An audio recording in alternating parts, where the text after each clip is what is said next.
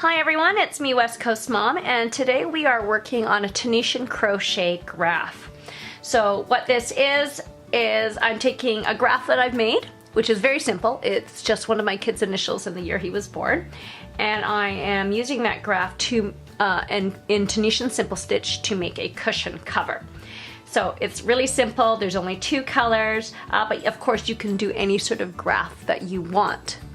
If you need a refresher on how to do the Tunisian Simple Stitch, I have a separate video for that. You can take a look at that. But what I'm going to talk about right now is how to do this graph. So in Tunisian, each row is done twice. You work from right to left and then left to right. And that's really important to know that for your graph, you're doing each row twice. So that's what you need to keep in mind with. And so I am about to do my right hand row. I have ended the row with 1 loop on my hook, and then what I'm going to do is go through and add the loops onto my hook and also do all the color changes as well. So as you do in Tunisian Simple Stitch, you look for that vertical loop, you put your hook under and yarn over and pull through. It's kind of like doing a slip stitch. So this is the row, when working right to left, you do all your color changes. So you kind of set it up and organize it all in this row. So this row is quite important that you get everything right. So, and I need to use a ruler on my graph here so I can see what I'm doing. So, all right. So now my colors are already set up here. You can always add in new colors. All you do for that is you just do a slip knot, and when you yarn over, you're pulling that slip knot through of the new color. And oops, that one was wrong, so I can undo that. I have to do one more red. And but otherwise, you'll see that all my yarn is in behind. I'm not really using bobbins because the way Tunisian is worked, you go back and forth. You don't actually flip your work. And I find that when you're doing color changes and flipping your work, like you would say in a bobble stitch graph or in a C to C, flipping is where your yarn gets all tangled, especially if you have quite a few colors. Here I only have 2 colors, and like I said, it's not being flipped back and forth. So for me to sit here at a table and do this is pretty good. It's not so bad. It doesn't really get into a big tangled mess. Now, I'm just carrying the yarn over. I'm not doing anything fancy because this is a one-sided project. I love one-sided projects. You don't have to worry about the back.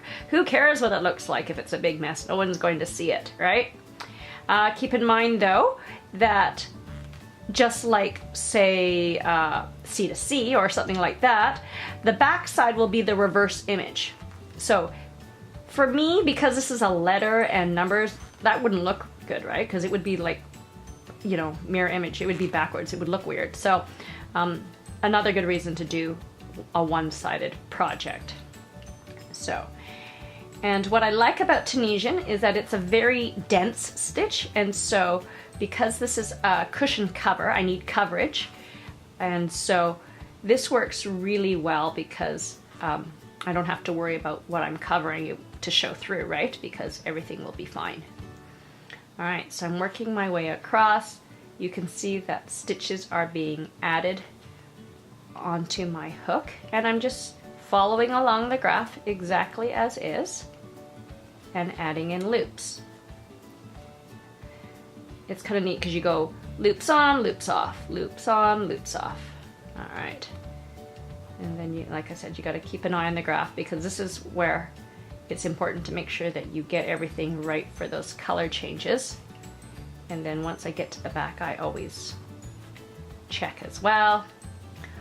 Like I said, this one's fairly easy, and because they're numbers, so they have to be recognizable, and if not, then I know for sure I've done something wrong.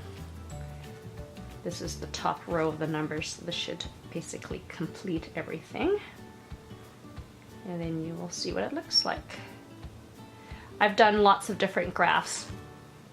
Bobble stitch, I've done a bobble combo, C to C, It really depends on what sort of project you're working on.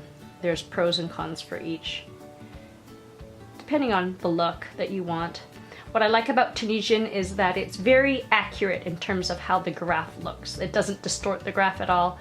It looks exactly how it should, and that's what I want. I have done something similar in a single crochet only, and personally I did not like that because it really distorted the picture. I think it's because single crochets are just so small, and so the picture kind of turned out similar, but not really. And most of the time, you know, you have a graph, you want it to look like the graph, right? You don't want it to kind of look like the graph.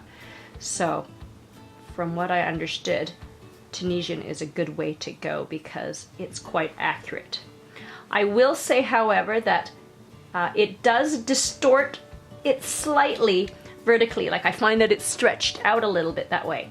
And that's probably due to the fact that it's actually 2 rows, right, for every box. So it's 2 rows, so it's taller than it is wider, if that makes sense. So when you get to the end and you've done the last loop, remember you have to look for the very end and go under 2 loops for the very last stitch, and you pull through. All right, so everything is on my hook now.